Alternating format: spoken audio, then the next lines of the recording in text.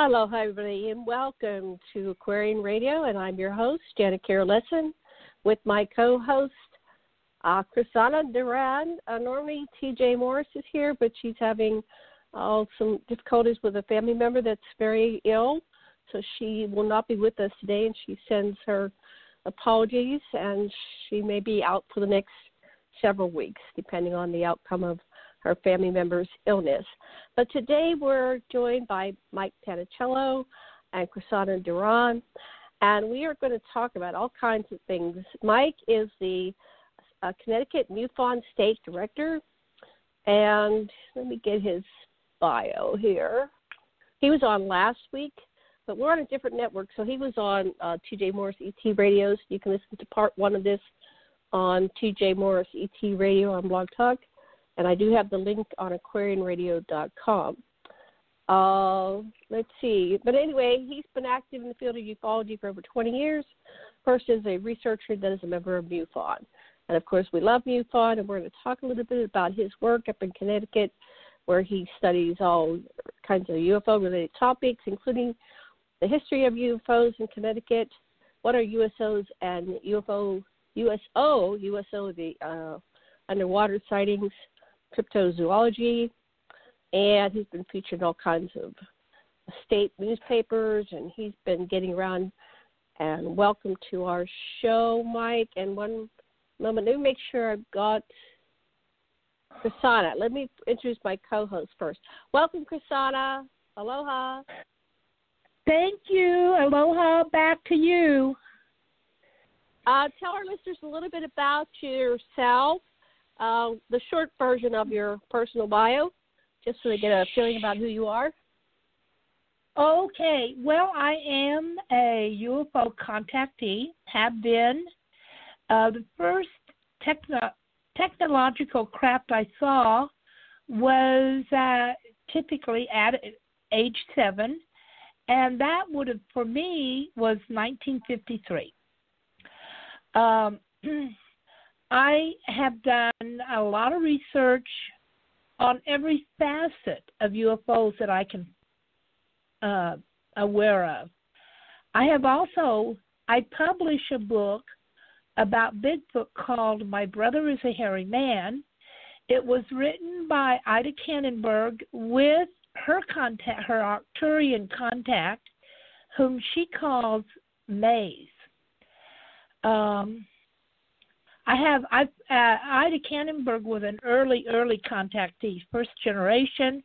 Her first UFO contact was 1940 while driving with her husband and his friends who were all in the Army. I'm immensely interested in UFOs, always have been. I always work to balance the witness reports with factual data that we can use to back it up. And I'm really happy to have this guest who's deals with cryptos, the cryptozoologist. Yeah, I think that's an exciting connection. So what else would you like to tell us about yourself before I bring on Mike?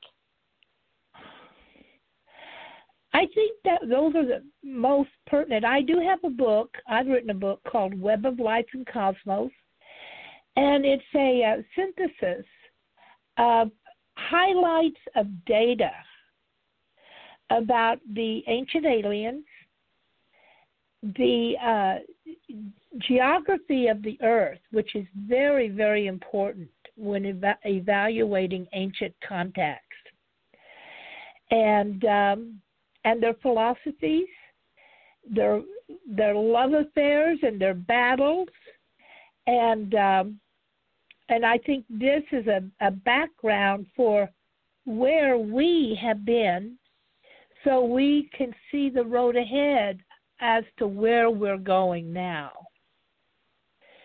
That's the main thing. I'm very intrigued that I think, and I wonder how the number of Bigfoot sightings compare in Connecticut and on the East Coast compare with those on the West Coast. Yeah, that'd be very interesting for me. My family, when I go into my family history, we landed at in the Mayflower, and a lot of my relatives lived in Connecticut and Rhode Island, and I have a story about how they came over the Appalachian Trail in a Conestoga wagon in the late 1800s and landed in Pittsburgh. So anyway, I've got this tie back there, and I probably have a lot of relatives in your neck of the woods. That's what I'm trying to say, Mike, because there was only a small thread that came down here, but most of them remained up in Connecticut and Rhode Island, and I never got to track them down, so we might be related. Who knows? Maybe. So, it's Mike, possible. It's possible. I did my ancestry. Some people say, don't give me your DNA, but I did. And it ties in with my family story, with what I heard around the campfire, so to speak, or the evening fire, after dinner. Go to you. What is going on in New England there, especially in Connecticut? What kind of sightings do you have? Are there a lot, occasional? For like UFO sightings or Bigfoot sightings? Yeah, we'll touch on that. UFOs and then the crypto sightings. Bigfoot. And what kind of Bigfoot do you see? When I was, let me just say this, I heard of other beings. There was a story that came to me when I went to West Virginia, and they talked about the Banshee, which was maybe like a werewolf. It was supposed to be wasn't a wolf, it was supposed to be some kind of creature that was not a wolf, but on that line, could run after a wagon and could attack people. But that was kind of like folklore, but a lot of these things have their roots in some kind of reality. So go ahead. What do you know about the Bigfoot sightings in your part of the world? Well, most of our Bigfoot sightings happen in what's called Litchfield County, and that's over like by the Torrington, Bristol, Watertown area of the state. It's along if you're looking at a map, it would be the New York side, the border up north. The lower part is Fairfield County. Everyone always associates Connecticut with Fairfield County, but above that is Litchfield County. It's a very wooded area. Most of it is state parks, so there's not a lot of development. There's a lot of water, rivers, lakes, ponds, and that's where majority of our Bigfoot sightings happen. There really isn't too many sightings in the rest of the state, and that's mostly because Connecticut is actually pretty developed now. There isn't a lot of forested areas. There's a lot of farm area in Connecticut. But, for a forest where you would normally associate Bigfoot, it's mostly still in Litchfield County, and that's because of the state forests, so there isn't a lot of development. And the sightings are usually pretty standard that we get. We don't investigate those sightings in Connecticut. This is just a hobby I have on my own, and it's mostly they see them in the woods, some interaction, or they hear the noises of like Bigfoot, like the growls and the hoots that they make and things like that. They're not as detailed as what you get out west, or they're not as abundant. I think there's only, the last time I looked online, I think Connecticut only had like 11 sightings recently. That's nothing compared to what's out west in the way that their sighting reports come in. So we're state for sightings of Bigfoot. Maybe he vacations out here or something. I don't know. Well, they tend to like wooded areas. Where do you imagine they live? Have you researched this? Are they living underground in caves, or where do you think they're actually living? Like, well, Connecticut. Sleepy at night. I don't know. I kind of like. Well, I haven't done any research with the sightings in Connecticut. Well, what I've been reading about them is, some say they live in caves. Some say they might live. I personally, I know this might be a little out in left field, but maybe it fits with the show. I think they're more interdimensional. I think they maybe visit our plane, but they don't live in our plane. And the reason I say that is one of my MUFON coworkers or fellow investigators. He lives in another state, and he lives down in West Virginia, and he's very, very big into UFO and particularly into Bigfoot. He spends more of his time doing Bigfoot research, and he says a lot of times, they'll find tracks, and they'll be following these tracks, and then they just stop. They disappear, and it's almost, it may be like they go into a portal or something, and they just disappear.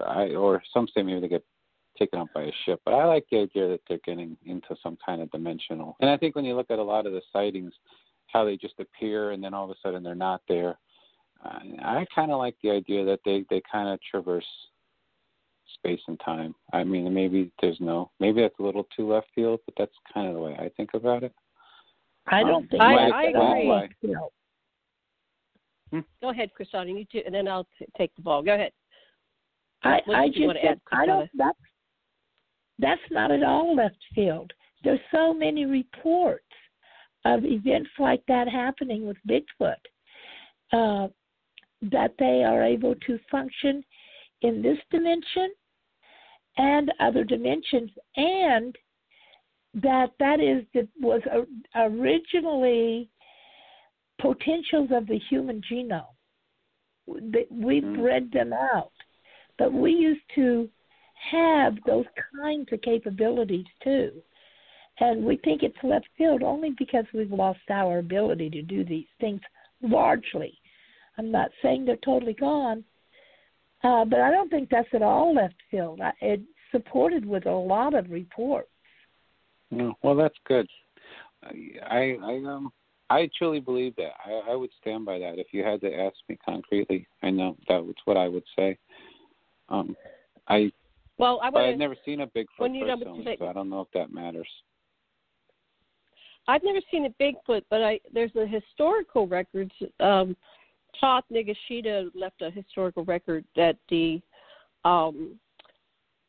were beings that came interdimensionally into this realm, and they were taking over. This gets into possession. They were taking over the members of their Congress. Their power elite individuals that were in control of their world there, and they were taking over. And so he discovered this, and he writes about this in the Emerald Tablets. And he discovered it, and he was appalled. He said, "Oh my God, these interdimensional beings are taking over." So we got into things like shape shifting, but then it ties in with the ufology. I see right outside my window here. I've seen several craft that they materialize from another dimension, like right in front of your eyes. You're looking at them. They don't zoom in, come down, go across. They're just all of a sudden visible. And I saw one that looked like it twisted like a pretzel. It was all twisted, and then it straightened out, and it appeared right in front of my eyes, like literally in front of my eyes. I didn't have to raise my eyes or lower them or go right or go left. So it was interacting with me. It showed itself to me. It started to communicate with me telepathically, and I was on the phone with TJ when it started to talk to me. So I was conveying to her what was going on. And then I thought, I'm going to take a picture of it, and it said, "If you move to get your camera, we will blink out." So I didn't do that. Anyway, I've had personal information. People can believe me or not. I don't know, but I know what happened to me. So that ties in. But Bigfoot appears to be, if you go into the ancient aliens and the story of the Anunnaki and the Sumerian records, he appears to be the prototype human that they used Homo erectus genes, Bigfoot genes, and hybridized that with the Anunnaki to create Homo sapiens sapiens. So we'll pass it back to you, Mike. What would you like to add? We're going to kind of go round table with an invisible talking stick, okay? So we'll just keep going around, and everybody share everything. It's okay. We're going to share it all. Well, the thing that you were mentioning about the shapeshifters, immediately what jumped out to me was Skinwalker Ranch and the Skinwalker, the shapeshifter. If you read that or looked into that. And I haven't read that book or interviewed anybody. Can you kind of fill us in about, for our listeners and for me and for Krsanna, what was going on there? What was the conclusion? Well, the book, I read the book. I haven't really done any research on my own outside of that. So the book ends with, Robert. So it's a family. It's a ranch in Utah, and the name of the family is escaping me at the moment. But they bought a ranch that had all kinds of unique things happening. And I remember, for example, they report like seeing portals open and craft coming out, different size craft, different shaped crafts. They reported seeing orbs, different color orbs, blue orbs, red orbs, orange orbs, white orbs. And these orbs were intelligent. I remember one part of the book, it was a blue orb, and it was standing in front of the father of the family, and it looked like the orb was trying to communicate. There's also a reference that the orb was moving out, and the two dogs chased it, and then the orb some kind of like zapped them and killed their dogs. It was researched and written by George Knapp. If you don't know who he is, he's rather famous in the UFO field. He interviewed Bob Lazar, and he's had some really good stories in the field, and he's made a name for himself. And I think he's a pretty credible reporter because he still does that as a living even today for a local Vegas news television series. I think he's on ABC or Fox. I don't even remember now. But he's still active. The ranch was then bought by Bigelow, and everyone knows Bigelow's history. He's kind of a mystery in the field. He has his own cryptic past. And he brought in researchers. And now in the book, this is what was interesting, and I don't really believe this, that they said they did 2 years of research on the farm with all kinds of scientific equipment and cameras, and they didn't really come up with anything concrete. Whereas at the first half of the book, you're getting all these witness statements from the family that lived there, and they're telling you about all these craft, and like I was mentioning before. So I don't really believe that. They also talk about the skinwalker, and I guess my understanding of the skinwalker is that it's a shapeshifter in Native American mythology. Usually they're not nice, they're evil. They kind of terrorize people. And the Native Americans stayed away from that part of Utah because they knew the skinwalker lived in there. So they stayed away.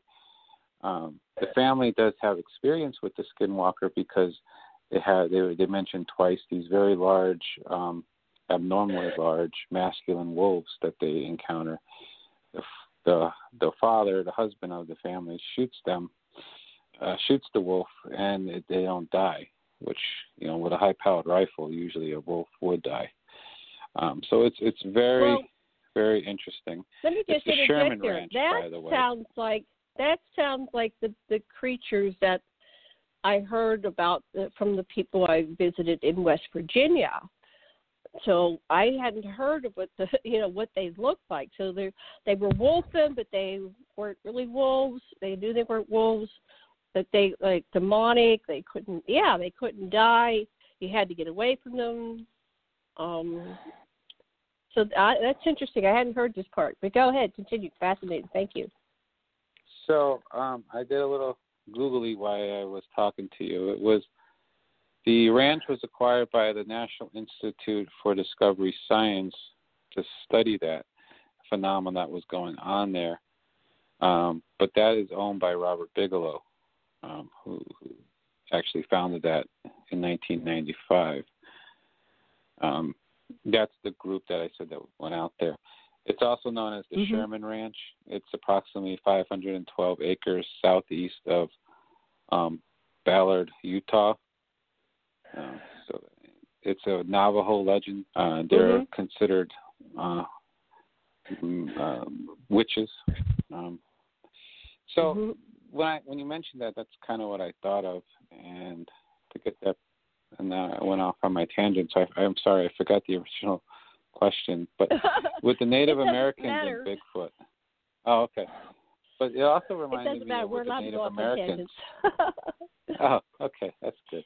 But it also reminded me with the Native Americans and with Bigfoot, because the Native Americans, they've had Bigfoot stories in their mythology since before Westerners even came out there. I mean, this goes back generations for them. And if my understanding is correct, maybe you could clarify this if you know, but they were kind of at peace with the Bigfoots. I mean, they just accept them as part of nature and, no big deal, if I remember correctly from my research. So it's always interesting how the Native Americans are more at peace with this than Westerners, and we're like, we want to find these things and prove them that they exist. And I don't know, I like that dichotomy between the two. It's maybe that's why they have more luck with these things, seeing them and interacting with them, than Westerners, because they sense that they're more peaceful people than some of us. I don't know.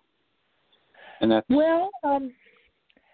Native Americans, or many Native Americans, specifically up in Northern California, view Bigfoot as its own tribe.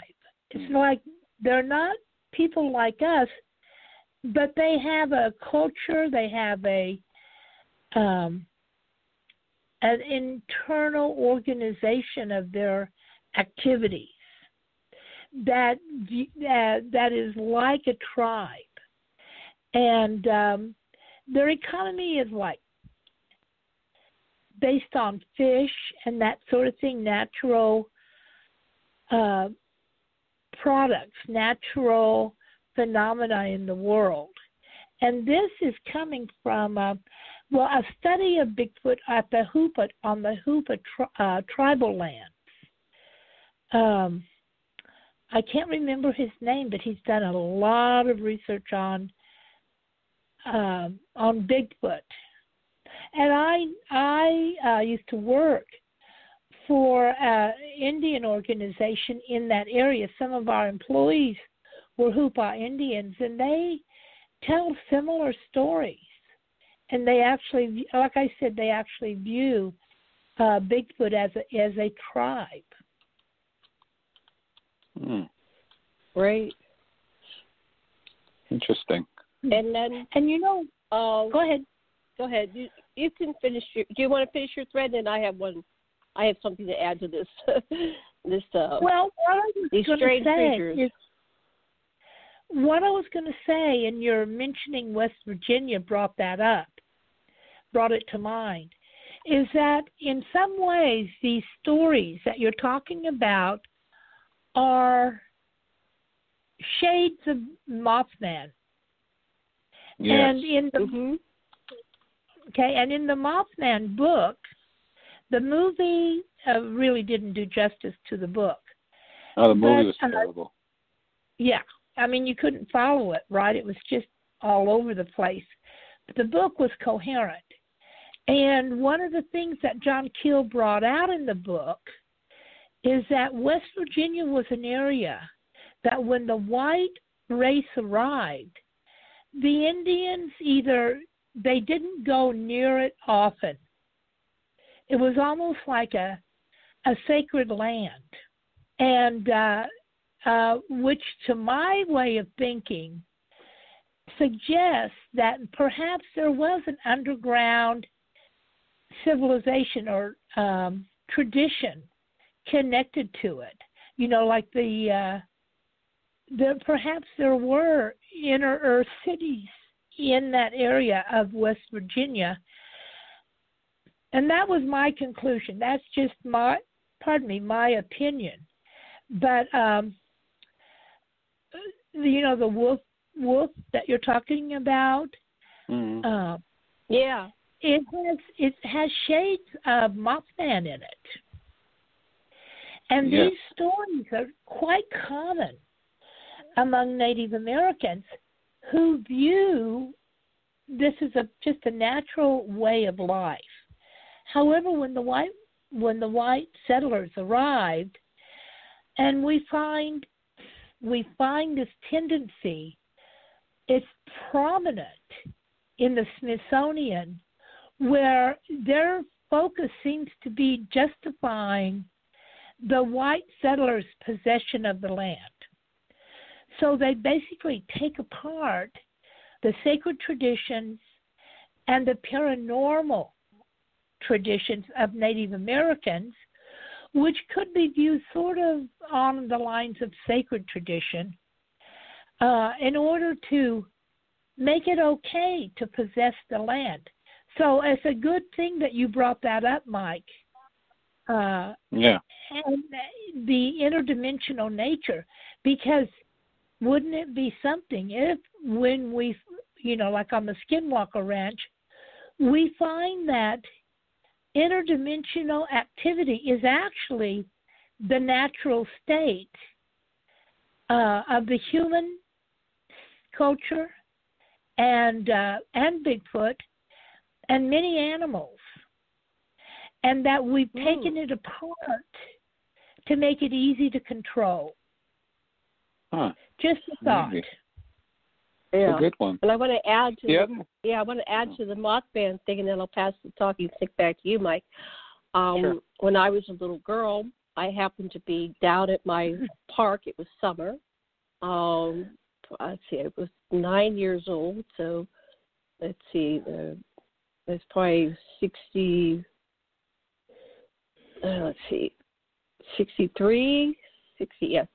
63. And I was there today, and I didn't see it, but I heard people running up to me, and did you see it? Did you see it? And that was the Mothman. The Mothman came to Avalon, Pittsburgh, and it went around our local park on a hot summer day.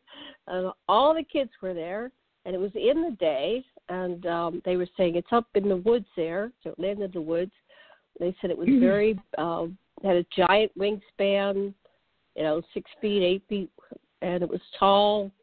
And then the press came down, the newspaper came down, and they took a photo of all those kids and adults, and everybody was running around trying to find this creature. And for years, I dismissed it in my mind. I went, oh, that was too crazy. That wasn't real.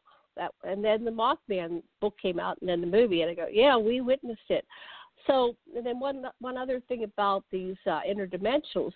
So in Hawaii, in Iao Valley, which is the next valley over from my property, they have the Hawaiian night walkers. And they, to explain it, they say that these are armed spirit warriors en route to or from battle, toting archaic weaponry, clothed in decorated helmets and cloaks. And other accounts tell of a high-ranking Ali'i ruler, spirits being guided to places of high importance or to welcome new warriors to join in battle. So I heard for years about these stories of these night walkers. Now I'm the next valley over.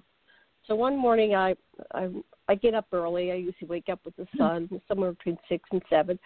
And I like to stay in bed and write in my journal.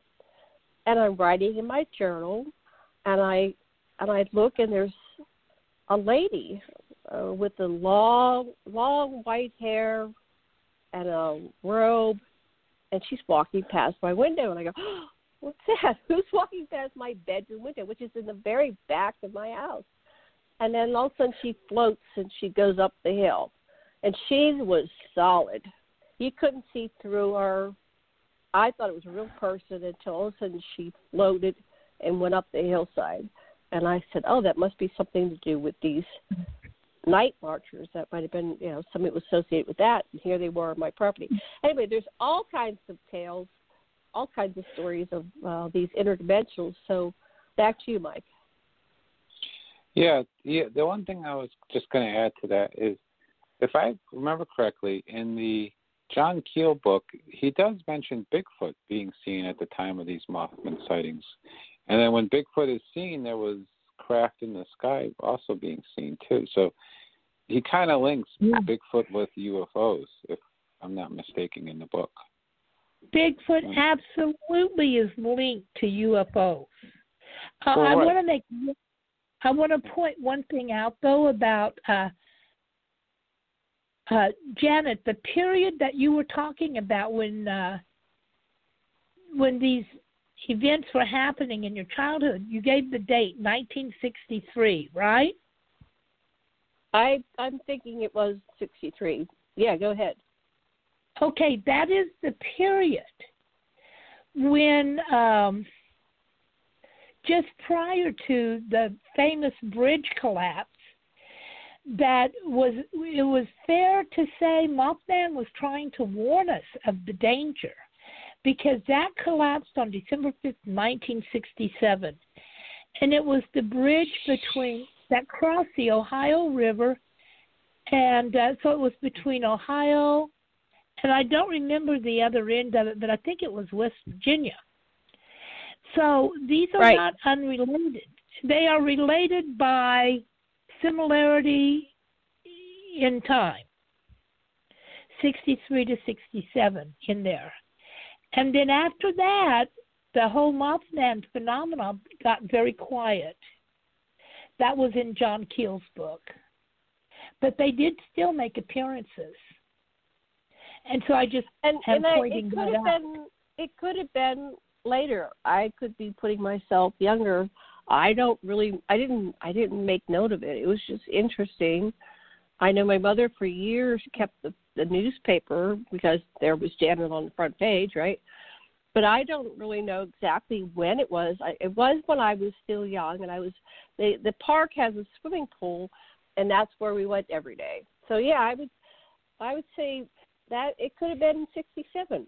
I really don't know. I just know I was young. Well, that was the date of the bridge collapse. It was 67. So it was in that period when the Mothman activities were very... so I wanted to point that out and say Bigfoot has a huge connection with UFOs. And I will tell you, John, do you mind if I just... Mike, I'm sorry. Just mention an event I had with Bigfoot and UFOs? Sure, go right ahead. Yeah. No, I'd love to hear it, please. Well, I went camping. I was living in Washington State, and a friend of mine called and said, "You want to go camping with us? We're going out to the mountains this weekend, and you're welcome to come." So I did go, and I knew one person really well. I knew the other one only very peripherally. I didn't know her well at all. But they were laughing at me because I was talking about UFOs and Bigfoot. Well, there happened to be a lot of UFO sightings in that area, which neither one of them knew because they just weren't paying attention. And so one of them, the one I did not know well, saw a big... Okay, so we're in the mountains, and we're at the foot of a mountain, and when you looked up, there was a ridge that was highlighted by the moon. And I have to say that when the evening started, I told them there are UFOs in this area because I can see them behind the clouds. And they were like, "Oh, yeah, right?" So they were making fun of me. And then the one that I barely knew got all excited. She said, "Oh, my God, there's a Bigfoot up there on that ridge." Wow. And you could see him just as big, and he came out of a UFO. There had been a UFO over the ridge, and then Bigfoot appeared on the top of it. And so I thought, you know what, I'm not at all happy with the way they were laughing at me, and they wouldn't pay attention to me like I'm trying to tell them. There are UFOs in this area tonight because I can see the flashes of lights behind the clouds. And the amazing thing is they wouldn't look to see. It was like, "Oh, I'm not even going to look for that." Well, anyway, so then the woman, after she saw the Bigfoot appear on the mountain ridge, after the UFO left, I thought, this is my chance. I said, "Well, I don't believe you. prove it, Mm-hmm. right? Which, of course, she couldn't. But I am absolutely convinced that she did see Bigfoot, and she didn't know that there was a connection between them. But there definitely is, and she saw it, and we were in an area near an Indian reservation where there were Bigfoot located, with Bigfoot sightings. So anyway, there is, as far as I'm concerned, and believe me, they were trying to convince me it was true, and they just couldn't prove it to me. And I said, well, just tough luck. I'm not going to listen to you, right? So anyway, I always wondered if there was some madness, a method in the madness of how Bigfoot made and the UFOs made their appearance out there in those mountains that night. So I'm just pointing out the strange coincidences of what had happened, and I have always been able to see when UFOs come in. I don't know why I can see them, but I can see the lights cut behind the clouds and know when they're going to be coming in, and it's sort of like through a interdimensional portal. Like, I think personally that UFOs, real UFOs, not the military craft, but that they enter our dimensional stream through wormholes, through portals between dimensions. And so there's some backup for your belief about the interdimensional qualities of these things. Yeah, I think that makes a lot of sense because, especially with the Skinwalker Ranch example, the family, and there's several of them in this family, clearly state that they saw a portal open and craft came out of it, like a physical craft, different shapes and sizes, but yeah, not like a spirit or an apparition or anything like that, but like a craft. And there's a lot out there that we just don't know about it. And your friend who was kind of reluctant to give you a hard time on that, it's so common with we get with witnesses today. You know, it's too bad people are not more open-minded about this stuff, or at least supportive if they're not open-minded. Well, it challenges their fundamental assumptions about reality. Like the Native American has a long tradition of activity equivalent to interdimensional travel. I worked in Native American studies, and I participated with Wallace Black Elk in ceremony. And he used to make fun of researchers who, professors who would contact him and want to know why these things are happening. And he would just go, oh, my God, what's wrong with these people? Can't they see? So it's fun. It really and then, of course, there's always the domination factor, where our culture, the white culture, is really founded on domination. And these perceptual states just can't be dominated. So if you want to be the big guy on the block and you cannot master the interdimensional reality of these things, you just deny them. And then you'll have a lot of believers that follow along behind you because they can't do it either, because they don't believe in it and they don't work at it. And see, a lot of ritual, Native American ritual, is about opening doorways that we would call interdimensional doorways for events to happen. Mm-hmm. So I don't know if you're aware of that. I don't know if you spent much time with Native Americans, but there is a lot of that in Native American.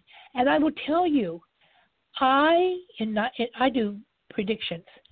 And in 2012, I had predicted that the Thunderbird was coming back. There would be sightings of Thunderbirds, which is very similar to Mothman in its basic nature, and that it would happen in August. And I began my heads up on that, was from an Indian tribe where they actually had a vision of that indicated this was happening.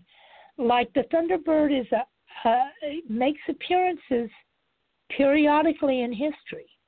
Like sometimes you can see the Thunderbird, and sometimes they just disappear for a long time. And they had been doing a ritual, and a Thunderbird made an appearance, and that was my signal that the conditions are right for the Thunderbird to appear to us. And by God, it did. So anyway, I wanted to add something. I'm looking at this. I Googled Pittsburgh and Mothman. So it ended up that the film was filmed in Pittsburgh. But in November 16, 1966, in the Pittsburgh Gazette, there was a report that residents in Port Pleasant, West Virginia, had seen a bird-like creature 6 to 7 feet tall with red eyes and a 10-foot wingspan. And a little over a year later, the bridge collapsed. So I'm thinking that summer of 66, before they weren't until November, we may have seen the being, because I know the reason why I'm using this marker is because I wasn't dating Kenny yet. By the summer, when I was 13, I was dating. I was definitely alone at the park and wasn't dating Kenny. So I think that we probably saw the Mothman before the other people saw the Mothman.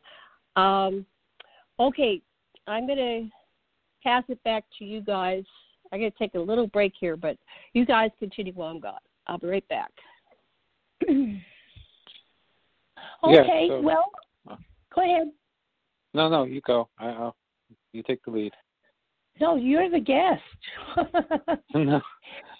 Well, I was just gonna say that I think I don't know about in Connecticut.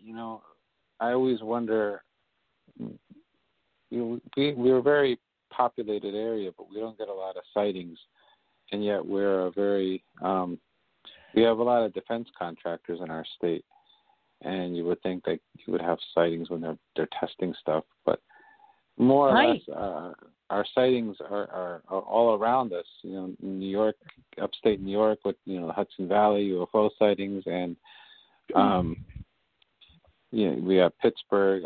Pennsylvania, Ohio, Florida. It's interesting how there's these pockets of condensed UFO sightings. Same thing with the Bigfoot sightings.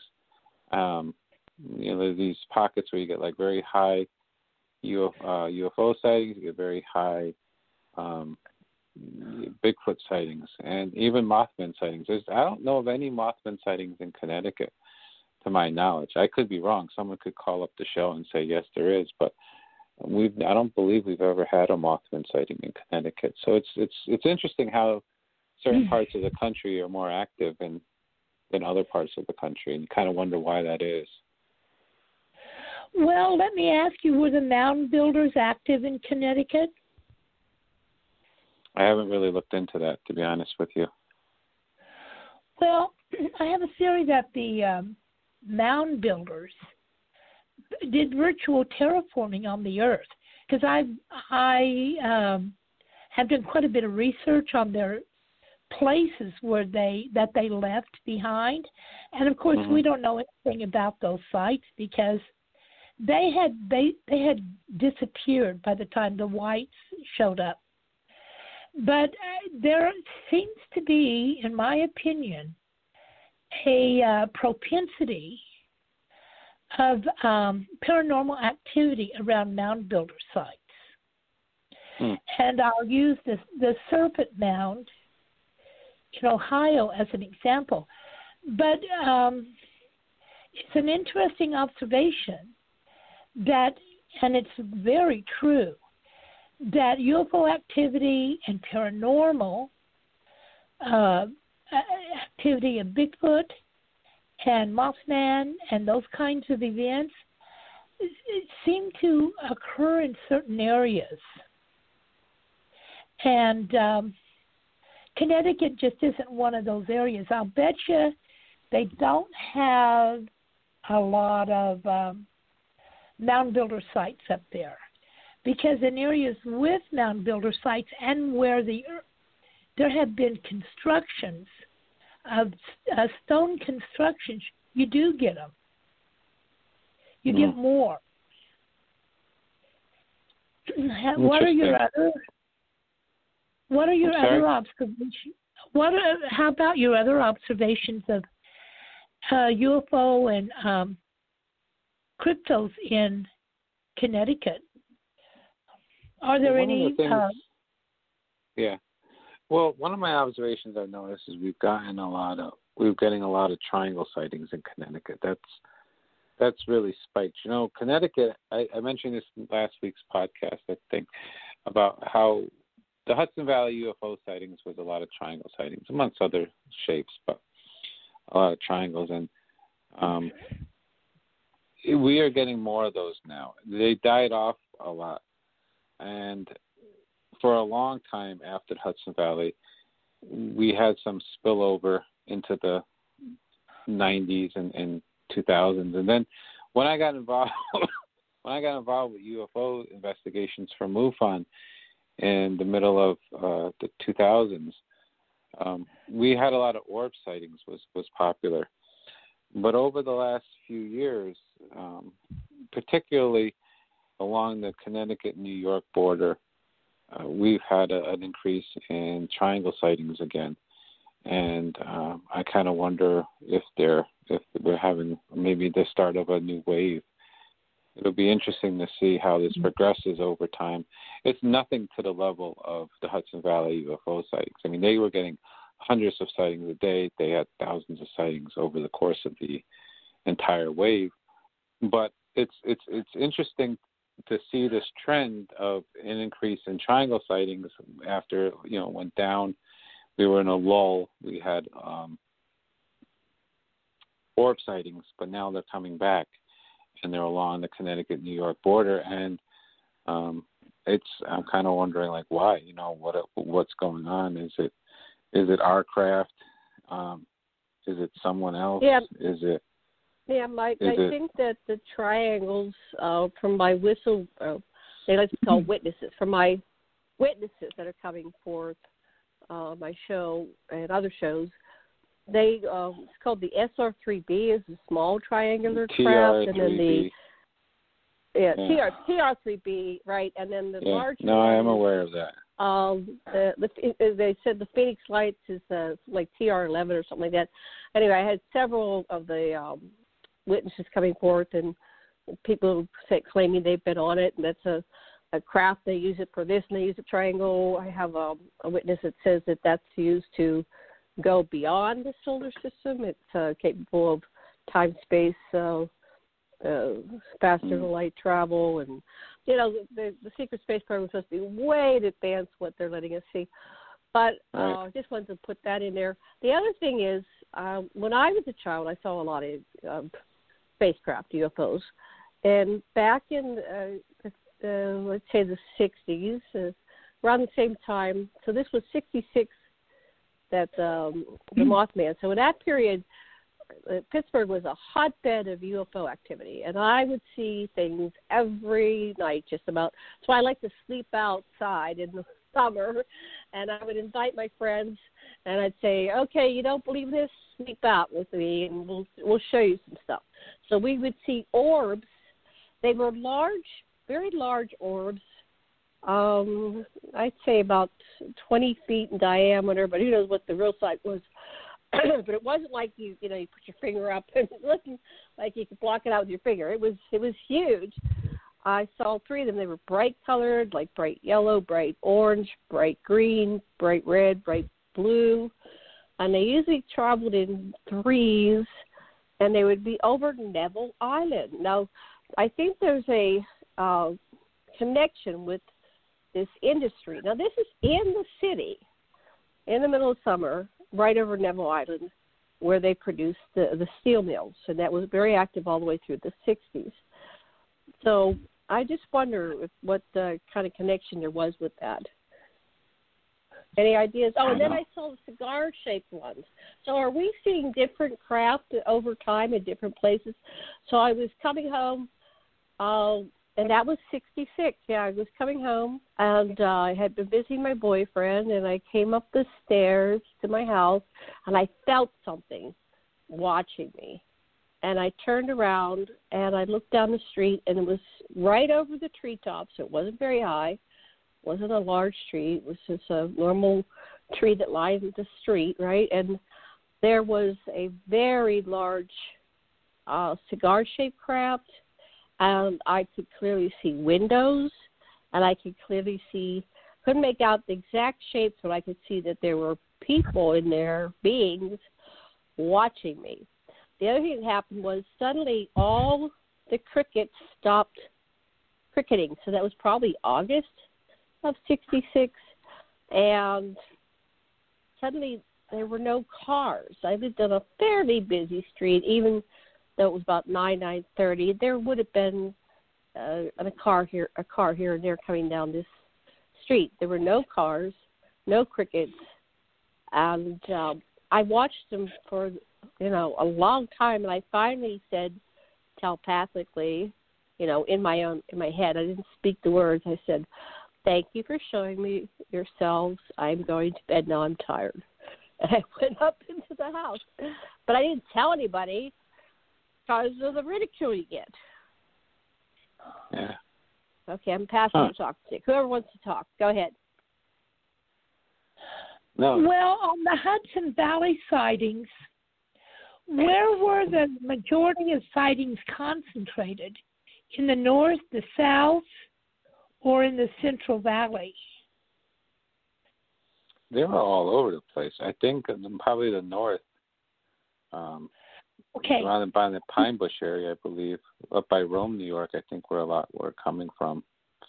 But they were reported all over the New York area and in the Connecticut. In fact, I was teaching an adult ed class in Connecticut in Vernon on UFOs, and there was someone that was like, I saw it in East Hartford during the Hudson Valley UFO flap, and that was East Hartford is right next to Hartford, so all the way that far east. Well, I'm going to tell you, the mound builders were in, I think, mainly the northern portion of New York. And even right now, today, there are structures that were left in place by the Indians in that area, which leads me, and there is an area, I got to remember the name of the Indian tribe, where water runs uphill, and that is definitely in New York. So there are anomalies in the, let's call it the terraforming, because I think the mound builders basically did terraforming to get the effects they wanted in certain areas. Because if you look at the way the mound builders, it's like they sculpted a landscape. And it was like very similar to the designs of the authentic crop circles, not something someone made up, but the mound builders used similar geometries and themes as the crop circle makers. And I think that they are working on the energies of an area. And I will tell you that in northern Hudson Valley, there were structures up there, and I think the mound builders were active in northern New York. So, and I don't know why researchers don't look into these things to say, wait a minute, the ancients were doing something with these fabulous structures in mounds. They were building these mound structures for some reason. Could they be generating and directing energy to certain areas that would be attractive to UFOs and possibly even cryptids like Bigfoot, Mothman, and entities like that? I guess it's possible. There's a lot we just don't know, and a lot that's being suppressed, I think. Like a lot of our history, or ancient history, is, I think, being purposely suppressed. Well, they destroyed them. A couple who are part of the Edgar Cayce Foundation wrote about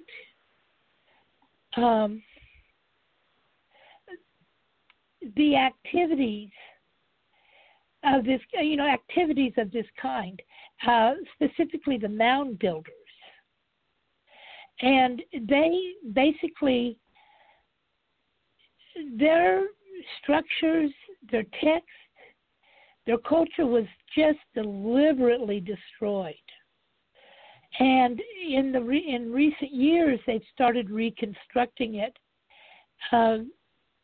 And you can find that book on the Edgar Cayce site, the ARE site, Association of Research and Enlightenment, about the mound builders, because he worked closely with anthropologists who reconstructed what they could of what the mound builders had left, but so much of it has been destroyed.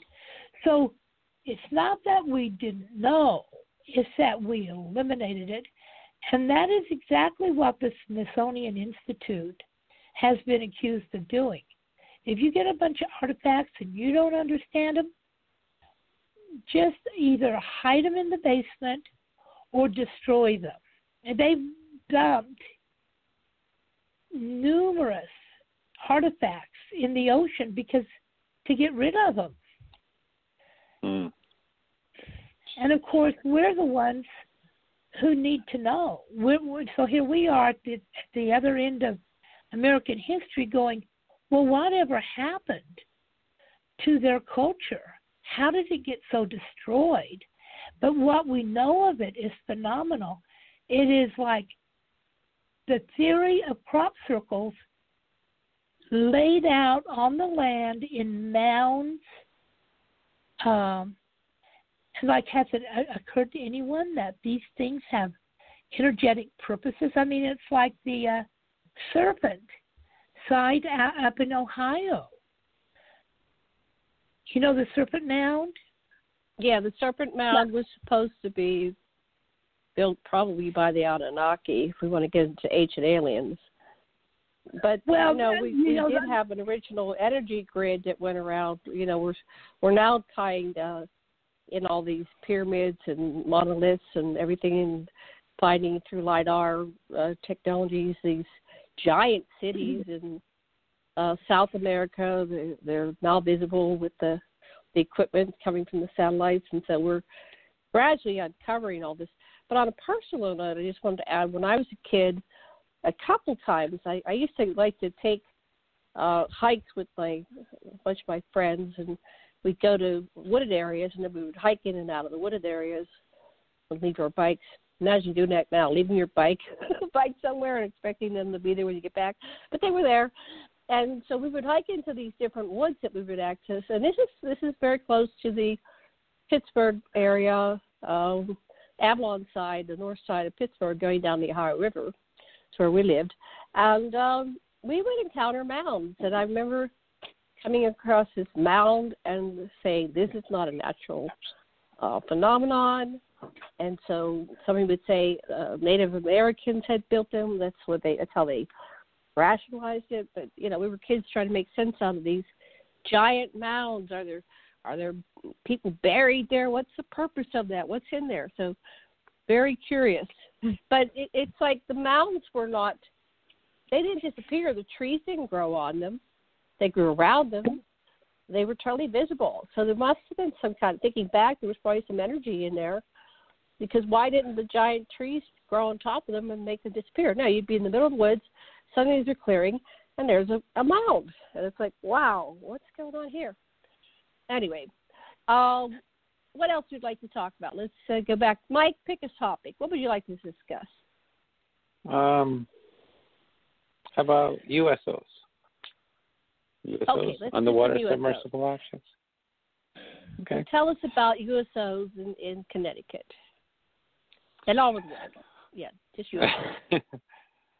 Well, we don't have very many USOs in Connecticut. We have Long Island Sound, which is like 10 feet deep. I mean, I'm exaggerating, but it's not very deep. So they don't really come out our way, unless maybe they go to vacation or for the seafood. But we do get, we do have a lot of sightings of UFO, of craft over water bodies. I don't know if you've heard of that before, but I worked a case once, and this is always an interesting case. It was a historical case, meaning that it happened in the late 80s, and the witness came out a couple of years ago. He said he finally wanted to report it, and he was in a town called Colchester, Connecticut, which back in the 80s was rural. I mean, it's rural now. It's wooded and rural, and not a lot of people are neighbors that are within walking distance of each other. It's a very scattered town.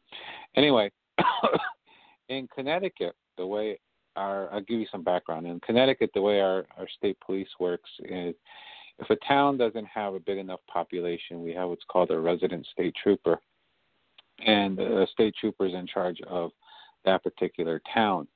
And the reason I bring this up is because this witness was out one day and he saw a craft. It was he described it as a saucer-shaped craft, and it was hovering above his house. And he went out and he was watching this craft, and slowly this craft goes over and starts descending to a little pond that he has in his backyard.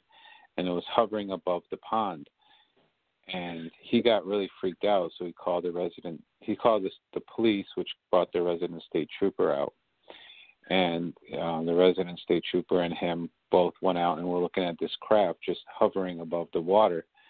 And they only thought it was for like maybe 10 minutes, 15 minutes. They didn't think it was very long. But when the trooper went back to his car to report in, the dispatcher said, where have you been? You've been out of contact for 2 hours. His wife, when she saw him come in the house, she was like, where have you been? You've been gone for 2 hours.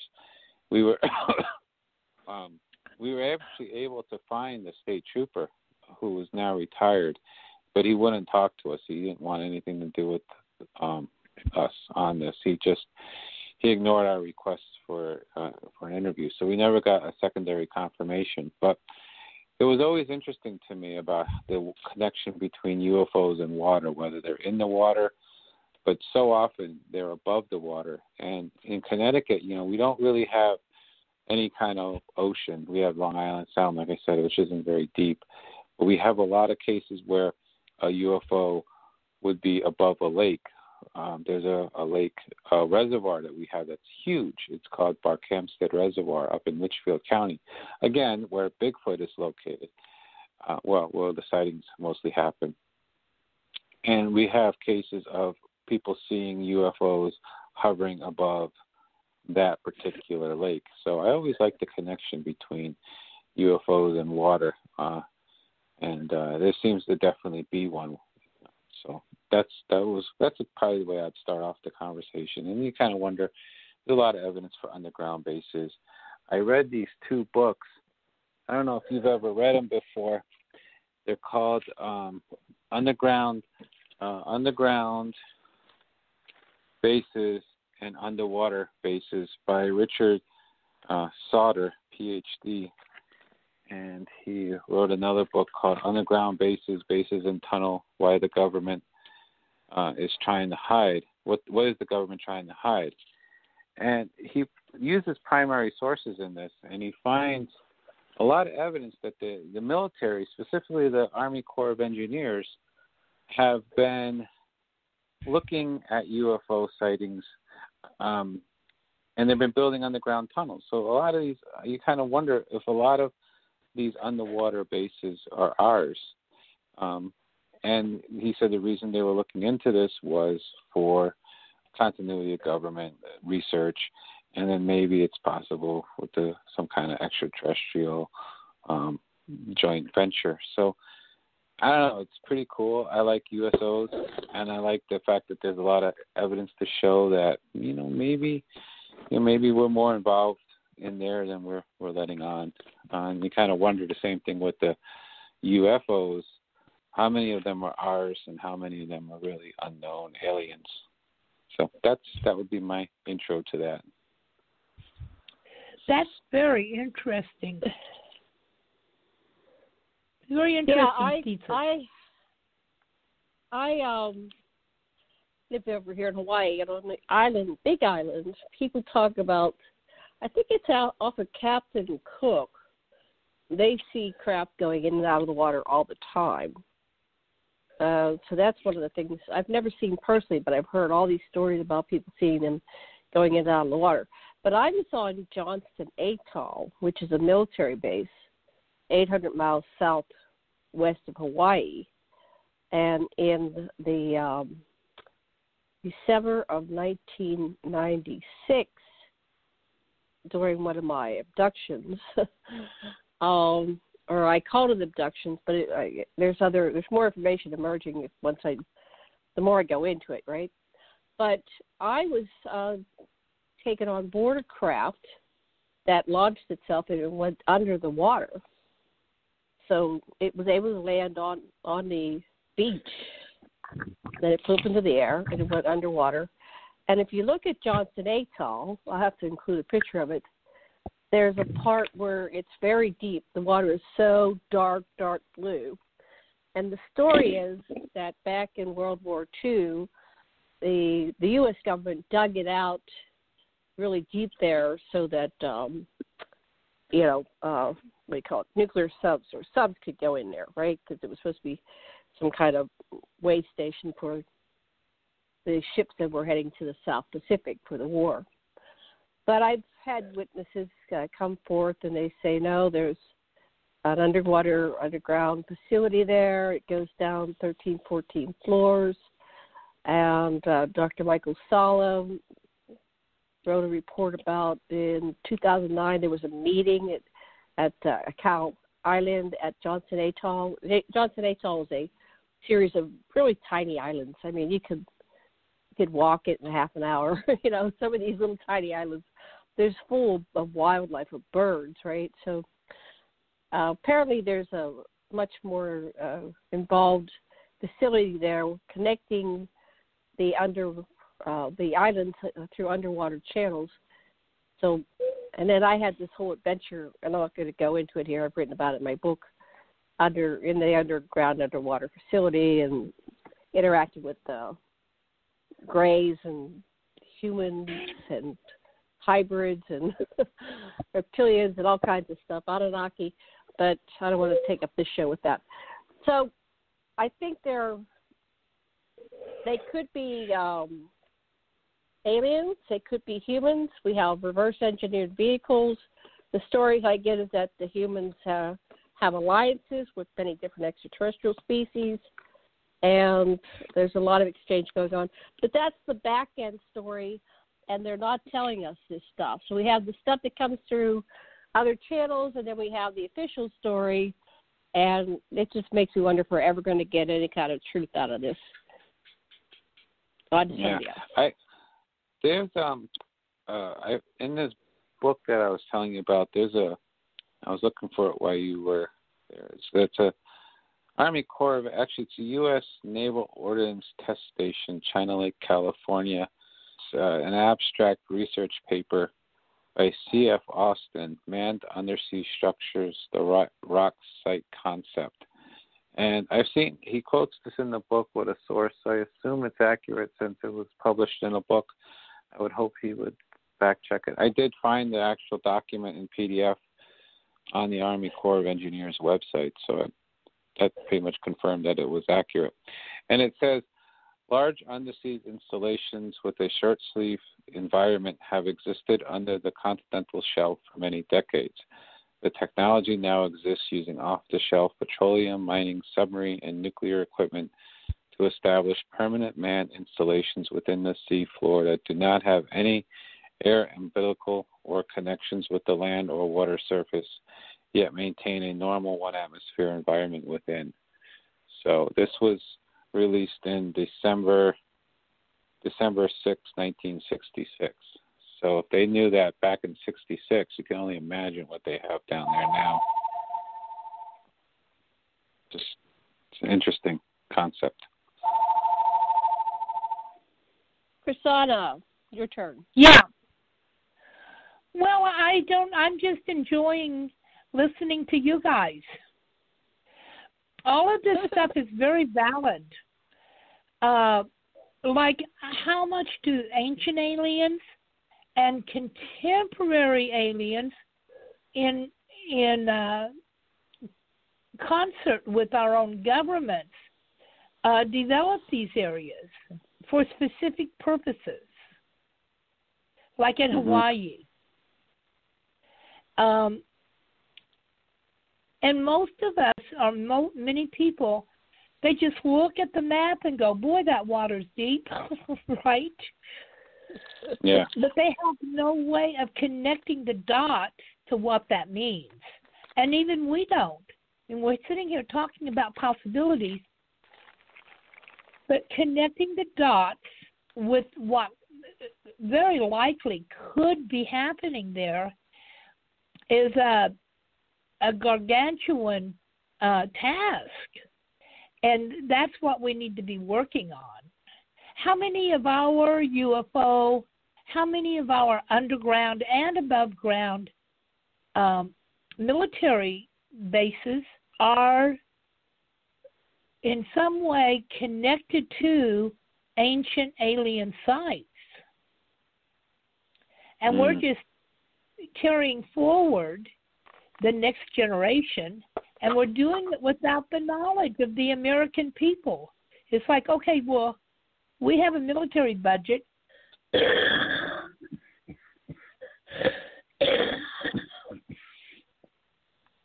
And we don't have to share this with you.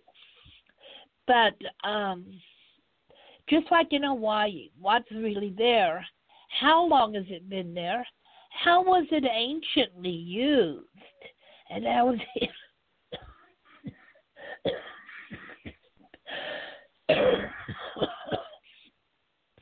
Oh, yeah. Well, if you're here for thousands of years, what better place to hide than in the ocean? I mean, we've only explored a small fraction of the ocean, and we don't have access to the rest of it. It's too deep. We have to use little tiny submersibles, so it's a slow search process.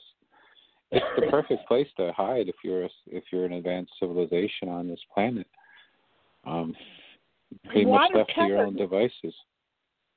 Water covers 70% of the planet. Yeah. Yeah. So you've got to. We know so little. We don't. And we know so lot. little about it. Yeah. So thanks for bringing that up. No, you're welcome. No problem. I'd like to know. We have another.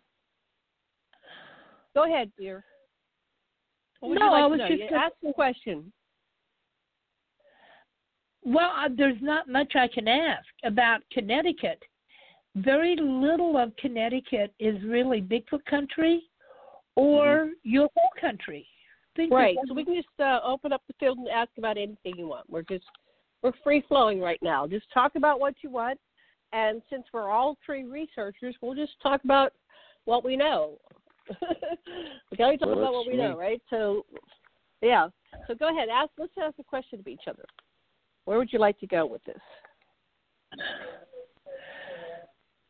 Well, I'd like to go get a map and start tracking down mound builders' sites in Connecticut. Connecticut is such a tiny little state. And it's just almost like an adjunct to a very large region. of mound builders and ancient phenomena. Mm-hmm. You know, like the cryptids. Well, I would like to learn what you find about that. So I would be very interested to know. Because I've never actually done any research into that for Connecticut. All my time is focused like on UFOs or giving like lectures or speeches on cryptozoology. To know more about that, if you can. Well, that's a whole project. Is there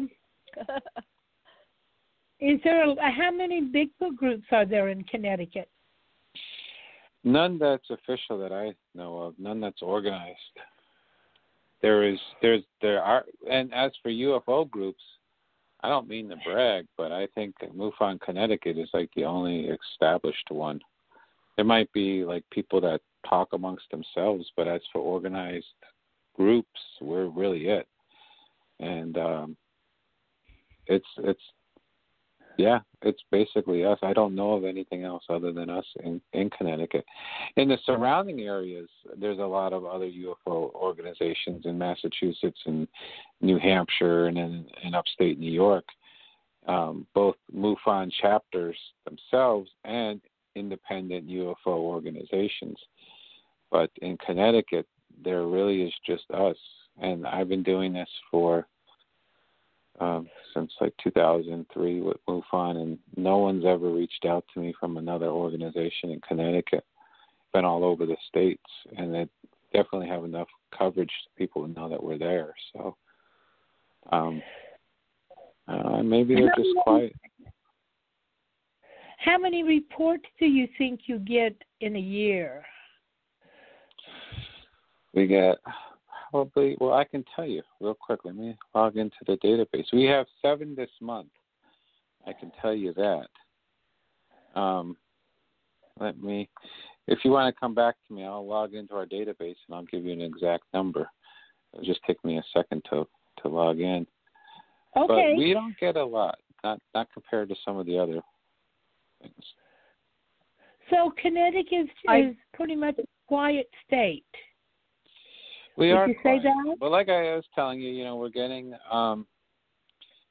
getting more reports of U.S. UFOs of triangle shapes. That's kind of what's going on. But otherwise, yeah, we're a pretty quiet state. I'm just putting it in now. Let's see, search.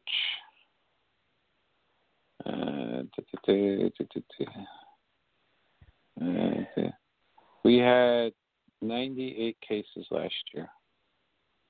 That's not a lot. We're very I saw a map that Tom Conwell did of putting push buttons. And so when you look at Hawaii and you look at Maui, there's so many push buttons in Maui that you can't even see the island. It's just one big thing. So I don't know how that equates to sightings, but apparently there's a lot of sightings here. Now here's an article. I searched Connecticut mound builders, and it said search for the mysterious stone builders of New England. Scattered throughout the woods and fields of New England lie the remains of an ancient civilization, settlement, standing stone circles, hundreds of impressive and elaborate stone chambers, massive balance stones, over 1 million stone cairns, C-A-I-R-N, stone animals, effigies, solstice and equinox markers. Anyway, this goes back before European settlements. So this kind of looks like, maybe there are mounds. It's all through New England. So it might go as far as Connecticut. But I can't find anything specifically. They mentioned Salem, New Hampshire. Anyway, interesting article. I'll put the link in our show page for today. You might want to look at that. But so anyway, Mark, what is the most interesting UFO case that I worked an abduction case once in Fairfield County that was really interesting, and I never really had a clear resolution on it. It was a witness who lived alone with his son, and it happened on a Friday night, and the son was out. He was at a sleepover, so it was just the father. And he was in his bed. He heard a loud boom, and his door flings open, and he sees a mist of light, white light. And wow! He sees three creatures coming over to him, and he describes them as like gray aliens. I mean, that's the best description you can get. They're probably little grays, and they come up to him and they talk to him telepathically. You know, where's your son? And he's like, well, he's not here. He's at a sleepover. And they said to him, don't worry. And he doesn't remember anything after that. And we investigated this sighting as pretty thoroughly as we could.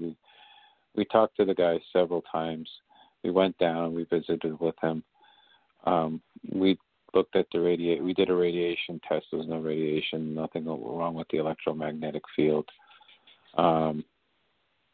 We left night vision cameras there on its own DVR recorder and battery backup for a week. And when we came back a week later, the cameras were fine. We tested the cameras. They worked fine. The hard drive that we used, the standalone hard drive and recorder, hard drive was fried. It was all pixelated, and we don't quite know what caused it. My guess would be if you were to take like a very high-powered magnet or something like that, or some kind of EM pole, or I don't know EM, but some kind of electromagnetic effect, just fried it. And if you take like a magnet and you stick it on a hard drive, you can affect it that way. The witness said he didn't tamper with the hard drive. That was on its own battery backup, so it was independent of the powers of the house. Like I said, the cameras were fine. There was no damage to the cameras. We could run them at night, and they showed clear images. It was just a hard drive, and it was weird.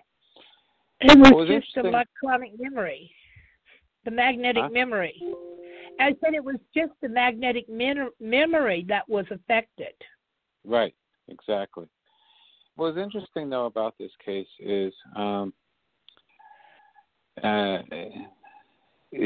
I say this? How do I say this that's polite? He never lied. Uh-oh. Like, so when you tell a story, well, you guys probably experienced, when you tell a story, you know you got the story correct, but you always tell it slightly different. You know, you talk a little bit more about something on the one part of the story, you talk a little less about the other part. Maybe you transpose some of the events. You know what I'm kind of talking about. But what's interesting about this witness is what he said the first time we talked to him is the exact thing he said every time we talked to him since. His story never changed. It was always, it was in chronological order, and it was exactly the same story. And we used to talk to him periodic for about a year out. And even after a year, he never added to the story. He never subtracted to the story. He never changed the chronology of the story or told the story in a different way or what happened. It was always exact.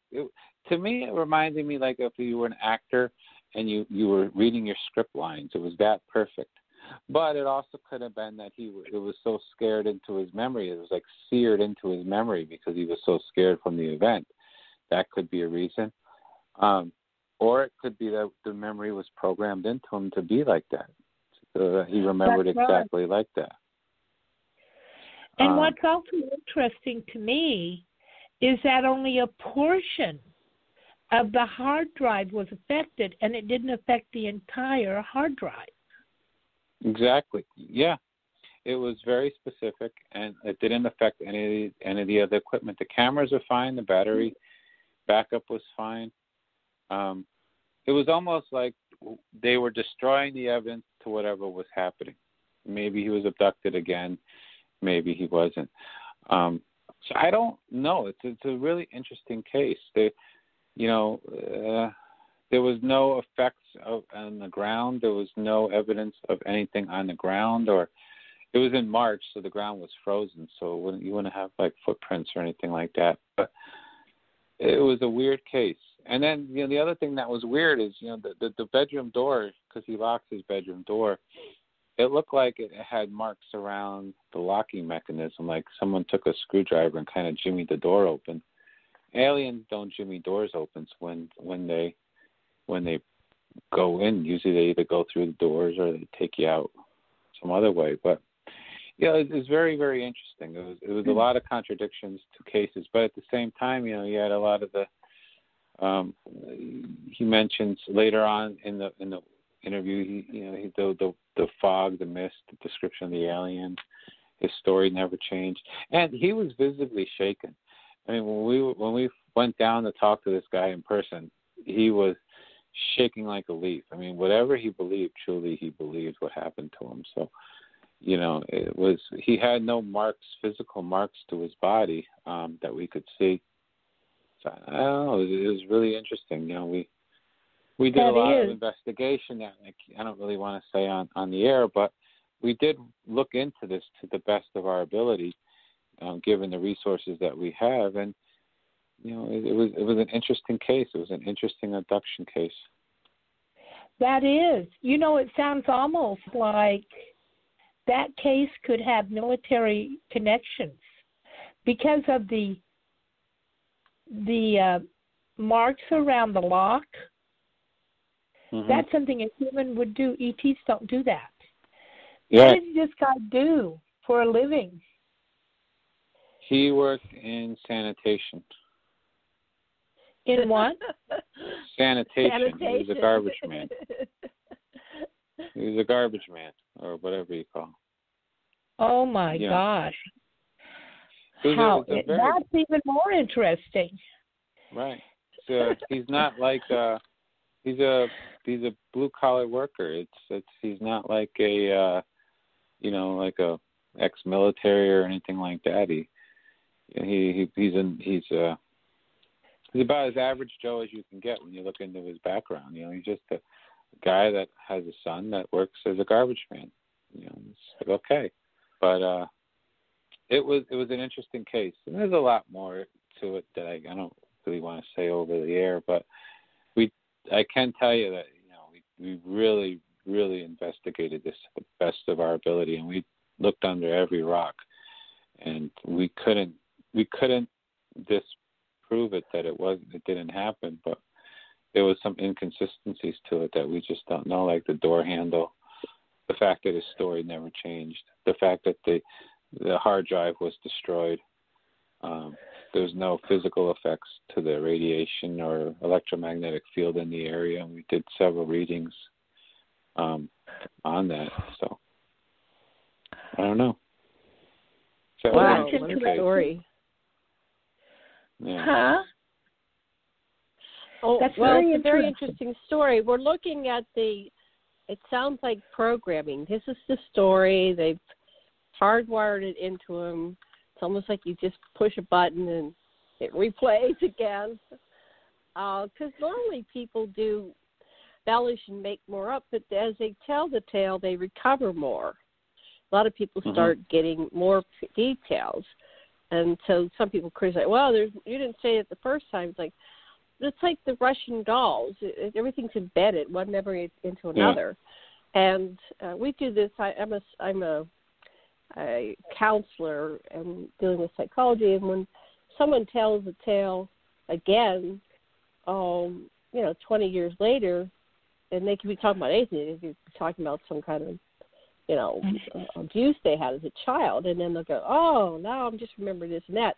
So that in itself, where he's not saying anything additional, and now is he saying it's the same person or other people, or you're just witnessing it, or what was going on there? I'm sorry, was he just witnessed? When he I told was witnessing the story it with again.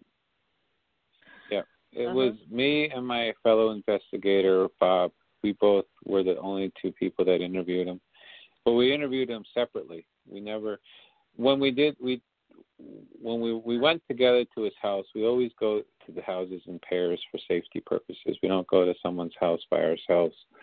We interviewed him, obviously, together. But we did do phone interviews prior to meeting him, and we both did independent phone interviews. And we do phone interviews before we go to someone's house just to gauge who they are. Like, are they nuts? Because if they sound nuts on the phone, there's no way we're going to go to their house. I mean, with today's world, you got to be, it's safety first. So we always do like a preliminary screening to make sure that, this person sounds reasonable, they're stable, all that. And I can go into stories on that we've decided not to go to houses after talking to them on the phone. We're just like, this is not safe.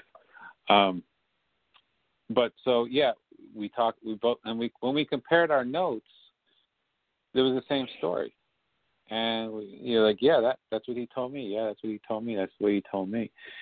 And then when we went down together, we talked to him at the same time, and he told us the same story. But again, he never varies. And when you ask him follow-up questions, the script always goes back to the script, the answer to the question. So it was interesting. And then after that, we would follow up with them individually over the phone. When we went back to get the cameras, we went together. But again, that's because we always go together to someone's house. So we try to do it as objectively as possible to make sure that, we each heard a different story. And even that way, I mean, usually two people, hear different stories because the witness always tells it slightly different, but he never did. It was the same exact story. So I don't know, but you're right. It does seem like it was programmed. And we have considered that too. But we don't know why he would be picked by the military, if it was the military or if it was some other organizations. I mean, there's nothing that would stand out to say why this person was picked over someone else. But maybe that's something that has to do with his genes or his health, or he's some kind of long-term experiment. I mean, who knows what the reason could be if that is the case. He was picked by them. I don't know. Right. We don't know their criteria as to why they choose certain people, but it could be genetic. There's a lot of people. They're apparently looking for, the metagene, the ability to, be psychic and telepathic and all that stuff and have human kind of like superpowers, right? So they're looking for that. Anyway, that's all my thoughts on that. So maybe he got into some really interesting trash. What did you? That's a possibility. Maybe they're trying to shut him up or discredit him. Who knows? Yeah. I mean, what better way to discredit someone than to say they were abducted by aliens? That's true. Yeah, and then that's the whole thing about how, when you're doing your research, do you find many military abductions in my labs? I've done, Connecticut, as you said, is very, very quiet. I've done 3 abduction cases, and one of which we actually did not pursue because the person was ex-military and had more signs of PTSD than abduction. So we didn't pursue that. So I don't know. That's about as close as we got to a military connection with abductions that I know of in Connecticut since I've been state director. Mhm. Wow. What's happening with your research into abductee contactees?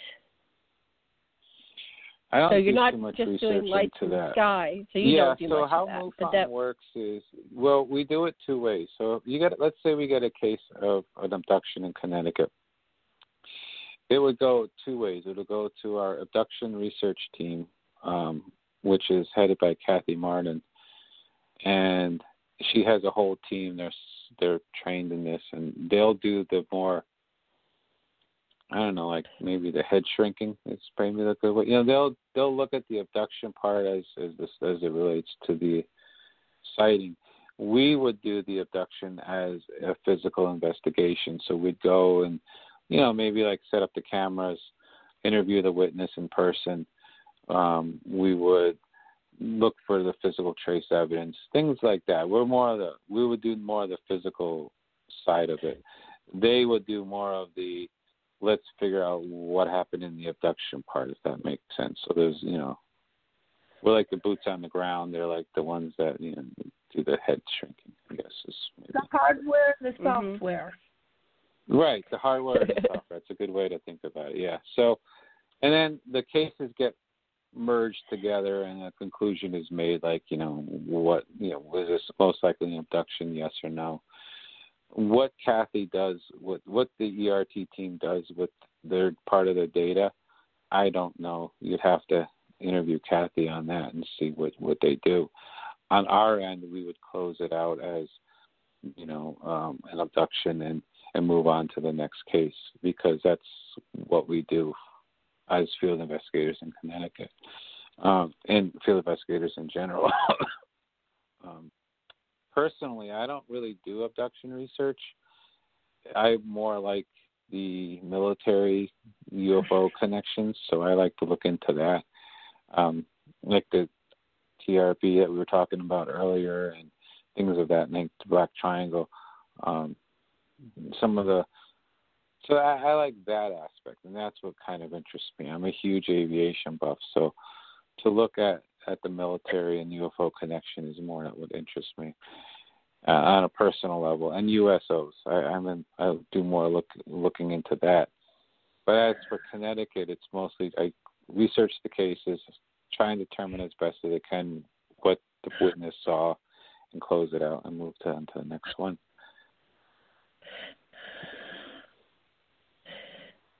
Go ahead, Krsanna. Well, questions? How many abductions, or not? That's the wrong. How many reports do you find just don't hold up? Out of 10, how many would you say you would find? Out of 10 reports, how many reports do you think you might find that just didn't pan out? It wasn't what they thought it was.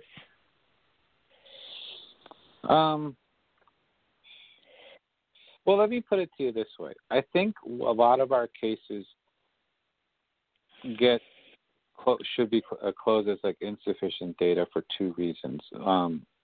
Mostly it's due to lack of information. Though a lot of our witnesses will report something to us in the database, but then they won't. When we try and contact them to get more information or to get a better description or to do follow-up questions, they won't respond. So, you know, you have what they wrote and that's it. And a lot of people do that just because they want to feel like, well, I feel like I have to document this.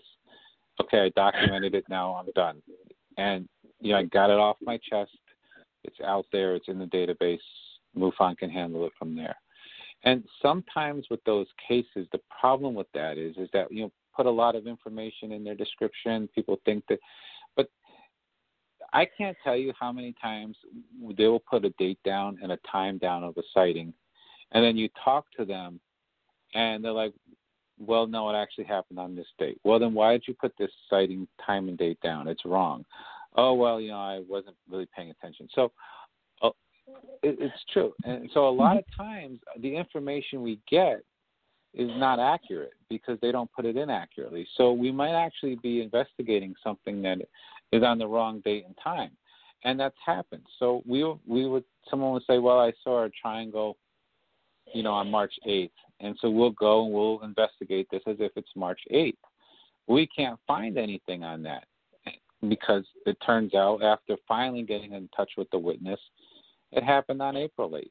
Well, that's a whole month apart, you know. And then that's if we get the witness. So it's a frustrating part of the field.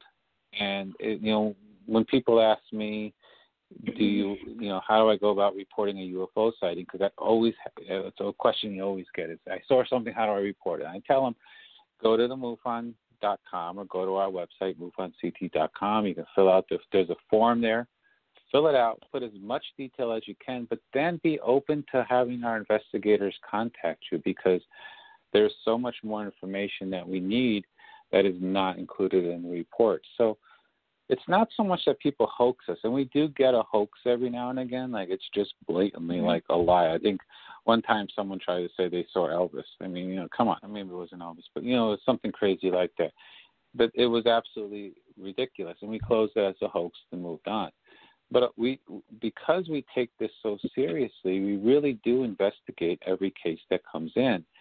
And what happens more often than not is that the cases are not panning out because we don't have enough information. We lack information. Or cases are reported as historical, and, they happened in 1970. Well, it's 2019. There's not a lot we can do to investigate something that happened in 1970, So sometimes things don't pan out, and we can't determine what they saw because of lack of information. I don't know if that answered your question. I might have gone completely off topic, but I think it does. It answers it nicely. I've encountered the same phenomena where people have not. I am not a UFO investigator, but sometimes I've had people come to me and tell me their stories, and I can't do anything with it because they don't have enough information, they forgot something, or they just made an error in judgment. Right. They thought it was something, and then later they realized, no, it wasn't. Right. So that's the reason you need investigators like you, who will go out and verify the data. You absolutely must verify that data. Do it because it is an important study, but every bit of the data must be verified in some way. Yeah. So I do understand what you're dealing with, and even eliminating a case because of insufficient information is important. Yeah. And it's important. So I don't have the patience myself. But I admire the people who do. They have the patience. It does get tiring. Yeah. Pardon me? It does get tiring and wears on you. But thank you. It gets tedious.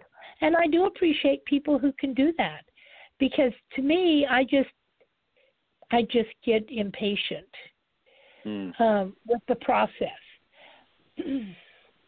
Yeah. I have a question. Sure. I have a question.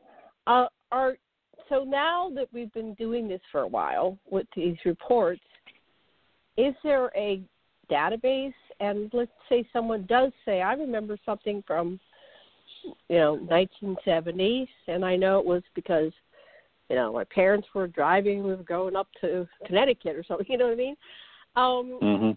Is there somewhere you could tie that in, and maybe there were other people that had a similar sighting around that time, even though they didn't report it until much later because it just wasn't working out to report it back in those days?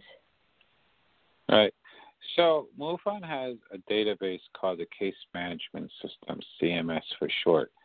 And there's two sides to that. There's the public side and there's the investigator side. If you're a member of MUFON, you have access to the public side, which will show you where you can search the database by description and witness. It'll give you everything of the witness's statement except the identity of the witness.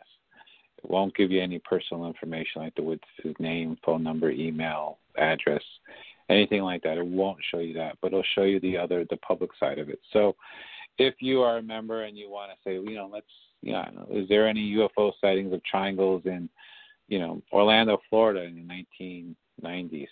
You can go into the search database and you can type in those parameters and pull that up in the public database. You can also go on to a website called UFOstalker.com, which mirrors the case management system. So whatever's there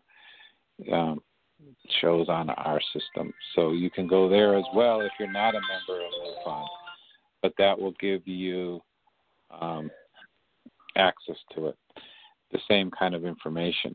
If you're a field investigator and you are a full-time field investigator for MUFON and you're certified, you would have access to the CMS database in its entirety, meaning you would be able to access the witness information and contact them.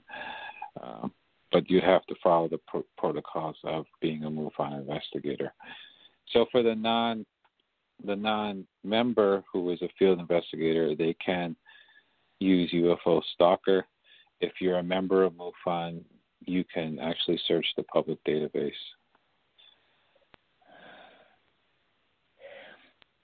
Interesting. Okay. Go ahead.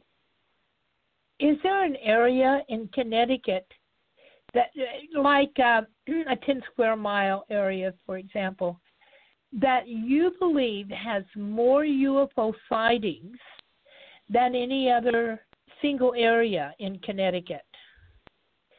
Like, is there a locus? Now, I know that the wooded area is serves that purpose for the cryptids. But how about for UFOs? Well, right now, it's for a small area, probably between in the Danbury area, Danbury to like Westport, Connecticut. That's in the Fairfield County area. For a region, it'll be along the New York-Connecticut border. So it'll be Fairfield County into Litchfield County and a little bit into like Middlesex. So it'll go to like New Haven, Connecticut. It's actually a triangle, ironically enough. It'd be if you would go from New Haven to Danbury down to like Fairfield. It's a odd shaped triangle, but that area would be a hotbed of UFO activities. That's where a lot of our cases have been coming in the last few months, and it seems to be a steady area. Even over the past, when cases would come from other parts of the state, we would always get a case or two from that location. But the region is along the Connecticut-New York border. That area is a pretty hotbed of activity. Is that how does that compare with Bigfoot sightings in terms of area? Is it within the Bigfoot area? Not the triangle I mentioned. The triangle I mentioned is in the lower part along the shoreline in Fairfield County. Danbury, New Haven, and Stamford are all in the Fairfield County area. Bigfoot sightings is in Litchfield County, one town up. So they're near each other, but they're not touching each other. So there's no correlation with that respect. However, general area of sightings, if you were to take not like a concentration of UFO sightings, but just UFO sightings over a longer concentration area, meaning like a region, then yes, you could see a little bit of a trend where in Fairfield County there is a lot more sightings than, say, in Collin County, or which is on the other side of the state, or New London County, which is along the other side of the state, but on the shoreline. Or Windham County, for example, which is on the far end along the Rhode Island border, Connecticut-Rhode Island border, and Massachusetts. That's Windham County. We get very, very few sightings, if any, from there. So most of our sightings are along the other side of the state. Really? Mm-hmm. How about historically? Do you know if there was historically that's always been the case? I don't know about the historical part. I mean, so MUFON Connecticut is unique. So back in the 90s, MUFON had a membership drop, and Connecticut MUFON actually was merged into what was called New England MUFON. And it was one chapter. It was Connecticut, Massachusetts, Rhode Island, Vermont, New Hampshire, and Maine. The whole New England region was New England MUFON. We have one member in our chapter right now who was a member of New England MUFON. Everyone since then is of Connecticut. I'll get back to why this is important in a second. But when this one member was involved with the chapter, it was only like 3 people. When I came in to be a field investigator with MUFON, the new executive director of MUFON broke the chapter up into individual states again. So Connecticut MUFON formed only a few months before I became state director. In fact, there was another state director at the time, and I was just a field investigator. When I started, it was the director, the state director, this one member I told you about, and 2 other field investigators. So there was 5 of us that made up the Connecticut MUFON Connecticut chapter. And from there, that director left and I took over only about 5 or 6 months later. He had his job, he got a promotion at his job. He didn't have time to be a director anymore. I mentioned that, so there was only 5 of us. And I mentioned that because the history of sightings and UFOs, a lot of that was lost because there was literally no one around in Connecticut to document that for MUFON Connecticut. There was 5 members. Well, there was 3 members, and then 2. This guy Rick and myself started to bring it to 5 at the same time. So, to answer your question, there was really no way to look that up. We can look in the database. I haven't really done that, but there's no like living legend, I guess you could say, that can actually sit down and say, well, I've been involved with UFO investigations in Connecticut for 20 years. I've been a member of MUFON Connecticut for 20 years, and, this is the progression of UFO sightings in Connecticut. There's no one that can tell you that because there's literally no one that exists that can do that. So it's kind of lost. It would be a good research project to do someday, but I haven't focused on that. But other states, they've been around forever, and they have that. They have that history that they can talk about. Unfortunately, Connecticut doesn't have that because we just didn't exist until about 5 years ago. You were just what until 5 years? We didn't exist until 5 years ago. We didn't exist until 5 years ago. So there is. Well, we're no glad you're here. Well, thank you. Yeah. Yeah, we're glad you stepped up, and so that's another thing is where are these people to do this research? This is all volunteers. Nobody's getting paid. You just do this because of your love for the work, right? That's exactly it. We just love it, and we do it in between our day jobs, 9 to 5, our families, and any other life responsibilities we have. So, and I hope people understand that. There's a lot that's involved. So sometimes people can be very demanding. They want like immediate satisfaction. It's like, well, let me. We're volunteers here. We'll do it as best we can. And we do an excellent job in Connecticut. We take it very, very seriously, and we will investigate every sighting that is sent to us. It just takes time. Right, so that's great. We appreciate you doing it. Yeah, thank you. Yes. So we're winding down. We have 6 minutes left. What would we like to focus on in the last few minutes that we're going to be here on this show? What would you like to talk about? What do you want our listeners to know, both of you? What do they need to know about your work and things that interest you? I think it's important. It's important for listeners to understand that what he just described as the love of the field, the love of the work itself, is what has driven UFO investigations, and that these people have built the infrastructure of UFO knowledge since the 1940s.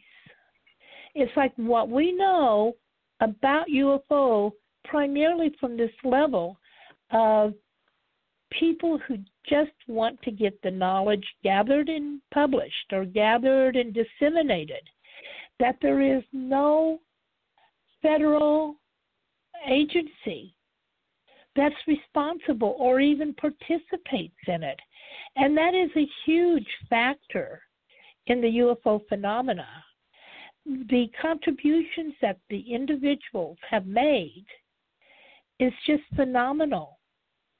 And we wouldn't have the knowledge we do have without them. So I'm patting you on the back, Mike. Oh, thank you. I appreciate it. Yeah, well, I hope we do good for it's you. a commitment.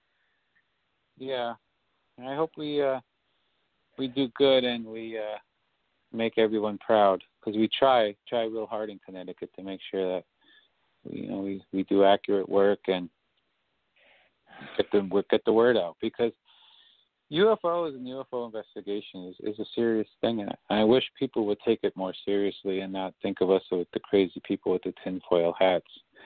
And unfortunately, I think maybe you might experience this too. You still get that a lot when you go out, do a lecture or something. You get the skeptics, and it's fine to be skeptical, but I think people need to be respectful and open-minded too, and listen to our evidence. Don't be so judgmental to us just because, before you hear us out.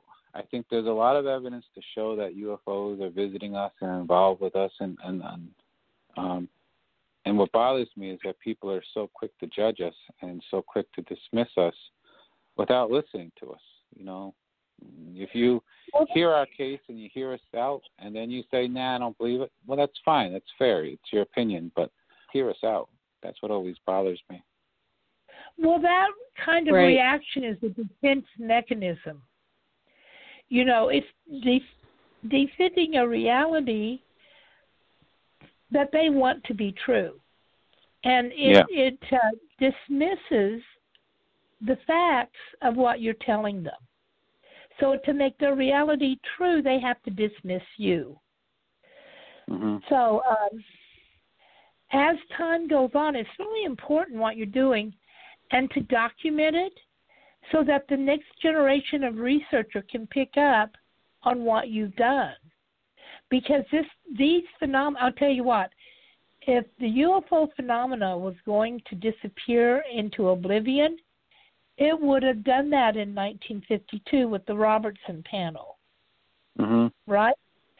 Yeah. It didn't What's the Robertson panel? What's the Robertson panel?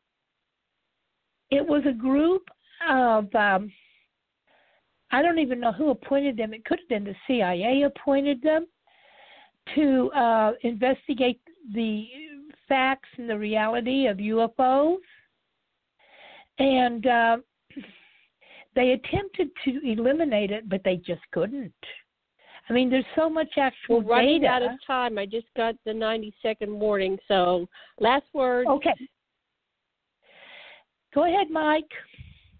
Well, thank you for having me on this show. I enjoyed talking with you too tonight, and I think we had a great discussion, and I hope the people that are listening found some topics Your that they find. Your website is? MUFONCT.com, MUFON, MUFONCT.com, MUFONCT.com.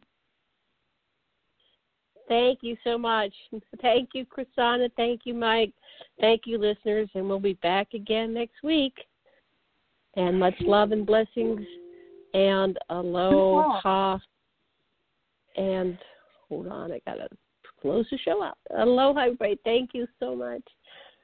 Bye-bye. Bye-bye. Bye. Bye.